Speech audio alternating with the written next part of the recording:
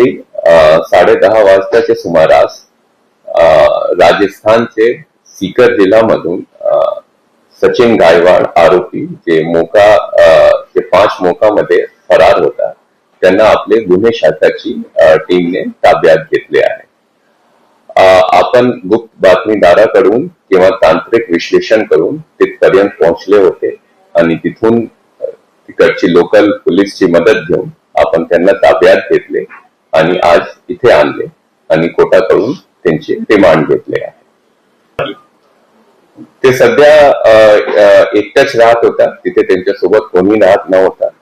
त्यांना कोणी मदत केले होते, कसे केले होते, त्याची माहिती पूर्णपणे जे आहे त्याची चौकशीच्या नंतर, त्याची इंटरोगेशनच्या नंतर आपल्याला कळते. सध्या ते आणले आहे आणि आपण त्याचे रिमांड घेतले आहे.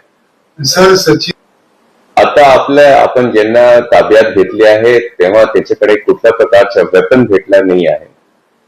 जर त्याच्याकडे आधी तसं काही होईल तर आपण त्याची चौकशी करून हे काढू.